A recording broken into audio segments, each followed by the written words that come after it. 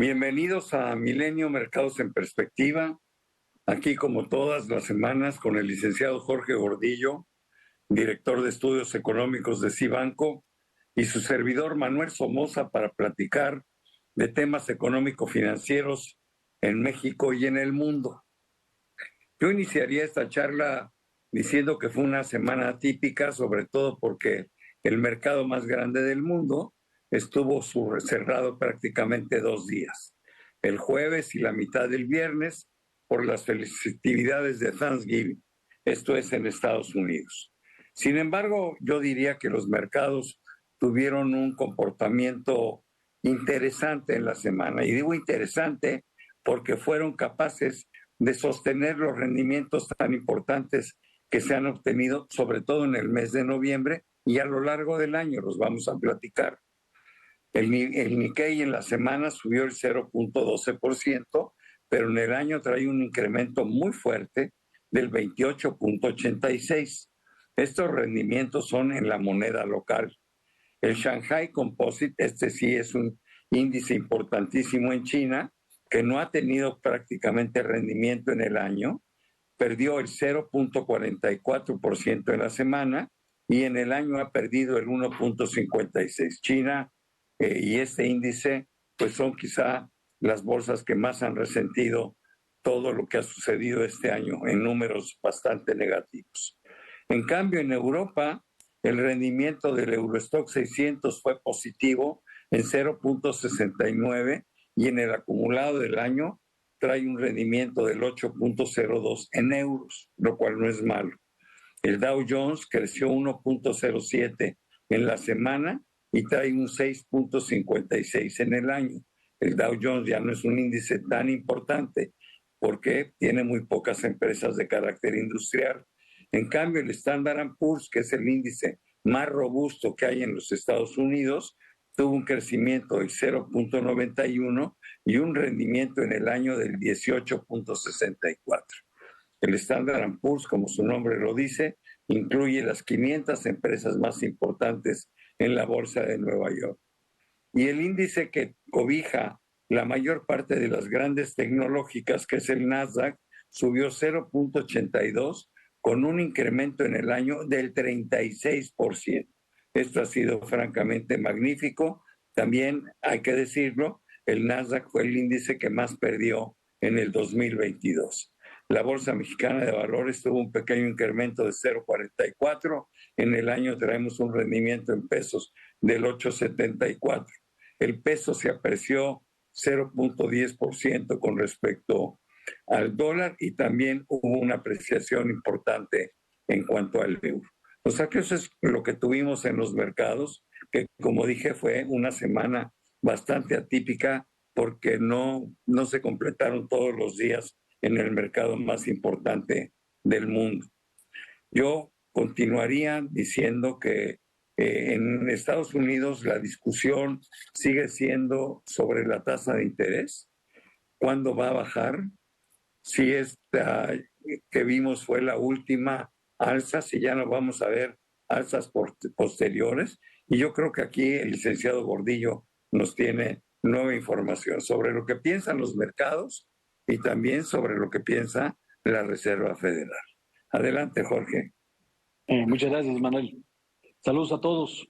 Sí, efectivamente, comentábamos en las semanas pasadas que el mercado se volteó muy optimista después de las información que dio a conocer Estados Unidos sobre su empleo, sobre sus manufacturas, sus servicios, sobre su inflación. Y el dato de inflación le dio mucha euforia y mucha especulación sobre que la Fed a lo mejor ya habría acabado de aumentar sus tasas de interés, ya no habría más alzas, e incluso podría darse el lujo de empezar a bajar tasas de interés en el segundo trimestre del próximo año.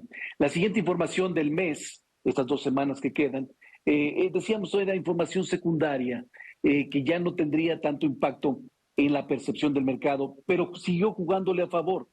Fueron pocos días de operación, como bien dices, pero salieron datos de ventas al menudeo, datos relacionados al consumo, que te hacen pensar que a lo mejor sí la economía está empezando a dar señales de enfriamiento para el último trimestre del año, lo cual refuerza esta idea de que la Fed no necesite estar demasiado restringido de más. Hubo minutas de la última reunión de política monetaria en la semana que también, aunque no cambian su discurso, decir, quieren dejar abierta la posibilidad a cualquier situación si hay un rebote en la inflación, de alguna manera sí están siendo cómodos sobre el comportamiento que ha tenido la inflación en los últimos meses, el camino que va hacia su meta del 2%. Entonces, lo que nos queda al mercado es aprovechar este rally que puede durar todo el mes y volver a estar atentos a la nueva batería de información que se va a ir dando el próximo mes de diciembre. Por lo menos yo pienso que la probabilidad de una recesión cada vez la veo más lejana y la posibilidad de un aterrizaje suave de la economía, es decir, que tengamos bajo crecimiento el año entrante, pero con números negros, cada vez se hace más posible. ¿Tú crees que hay la oportunidad para la economía más grande del mundo en que tenga ese aterrizaje suave que a todos nos convendría? Sí, la probabilidad de una recesión se ha disminuido significativamente. El, Todo lo que se viene a los siguientes meses te hace pensar que aunque la tasa de interés podría afectar a enfriando al consumo y a la inversión, hay otros rubros que lo pueden compensar y que lo pueden mantener en niveles de crecimiento decente. Aquí la cuestión que a mí me brinca un poco es la de aterrizaje suave, porque lo que yo creo que está pasando es que los riesgos los estamos pateando año con año. Y si a lo mejor el año que entra aguanta Estados Unidos una desaceleración no tan robusta y no una recesión, los peligros o el riesgo fuerte de que se vengan complicaciones en las finanzas públicas, en la industria, por las altas tasas de interés, seguirán presentes para el siguiente año. Todavía no nos salvamos porque todavía el mundo no está totalmente acostumbrado a vivir con estos niveles de tasas de interés. La mayor parte de los analistas, digo, sé que sacando la mitad, están esperando un crecimiento de alrededor del 2.5%. Sin embargo, el gobierno tiene una expectativa mayor, ¿no? Nos lo hicieron saber cuando nos avisaron que el déficit fiscal iba a subir al 5.4%. ¿Tú crees que tenga razón el gobierno, que podríamos crecer el año entrante en los niveles que nos dijeron, cerca del 4%? Es muy similar al comentario que teníamos con Estados Unidos. Es un año político el que se viene el próximo año. Puede ser que sea ayudado por esta boom que se pueda dar en el gasto público para intentar fortalecer las elecciones o para intentar inclinarlas de un lado o del otro. Y esto puede permitir que a lo mejor la economía crezca un poco más de lo esperado. Pero será el próximo año. Yo creo que sí es posible que crezca un poco hacia donde dice el gobierno. La expectativa nuestra es muy parecida al de la mayoría de los analistas, alrededor del 2.5%, pero a mí lo que me preocupa es los riesgos que se están formando para el 2025, para después de las elecciones. Yo creo que ahí es donde tenemos que empezar a ver qué puede suceder y no quedarnos nada más con la visión que podría ser temporal del crecimiento del 2024. No, además yo creo que hay que ver el crecimiento en términos reales, porque a mí también me preocupa que ese enorme gasto que evidentemente tiene una etiqueta electoral de todas las letras, pues también va a estar alimentando la inflación. Entonces, yo no veo a la inflación seguirse reduciendo en forma tan importante como la vimos en el 2023, ¿no? Y eso, bueno, pues eso te cuesta crecimiento en términos reales y la inflación permanece alta o rebota, ya lo vimos, ¿no? Por cierto, ¿qué opinión tienes del rebote que vimos de la inflación en la primera quincena de noviembre? Sí, efectivamente, un mayor gasto puede frenar la caída de la inflación.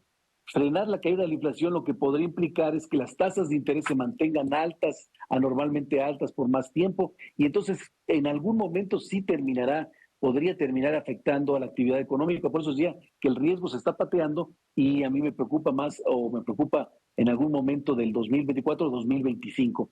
Este rebote que observamos en noviembre era un rebote esperado. El año pasado, en noviembre, la inflación fue muy, muy baja, lo cual hace que en términos anuales la percepción se vea como un rebote. Ya lo esperábamos, podría acercarse o superar el 4,5 para todo el mes de noviembre y cerrar el año alrededor de 4,45, 4,4. Todavía lejos del 3% de meta que quiere Banxico, pero más cerca de la tolerancia que le deja, que acepta Banxico es de más o menos 1, o sea, más cerca del 4%, a diferencia de Estados Unidos, que su inflación está en 3% y ellos sí tienen una meta muy estricta del 2%. Ellos todavía tienen un trancho más amplio que lograr. Oye, Jorge, ya para terminar, me gustaría un comentario tuyo alrededor del petróleo. Lo vimos tener una baja muy importante en la semana, del orden del 4%. Parece que no se ponen de acuerdo la OPEP más. Han pateado la reunión que iban a tener hasta el día 30 de noviembre. ¿Qué es lo que está sucediendo ahí? ¿Cuál es el problema? Bueno, primero, la percepción de que a lo mejor se empieza a acelerar el mundo en el cuarto trimestre, en el primer trimestre del próximo año. Esta menor demanda provocó que la presión sobre el precio disminuyera en el precio del petróleo, pero se le juntó, o lo que compensaba esta menor percepción de demanda, era este plan que tenían los principales países productores de petróleo, la OPEP+, de reducir su producción, y eso le ponía tope, un piso al precio del petróleo. El problema es que no se pusieron de acuerdo. Hay muchos países que no pueden cumplir con estos recortes, sobre todo los de África del Norte, y entonces Arabia Saudita está un poco en conflicto y no quiere ser el único que recorte producción. Suspendieron la reunión de la semana pasada, la van a mover para la próxima semana y la van a hacer virtual.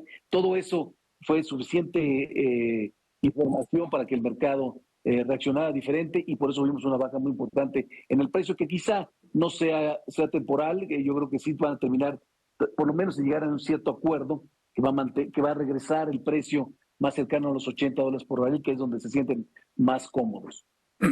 Pues se nos acabó el tiempo, Jorge. Muchísimas gracias, pero sobre todo gracias a todos ustedes por estar con nosotros semana a semana aquí en Milenio, Mercados en Perspectiva. Nos vemos pronto. Muchas gracias.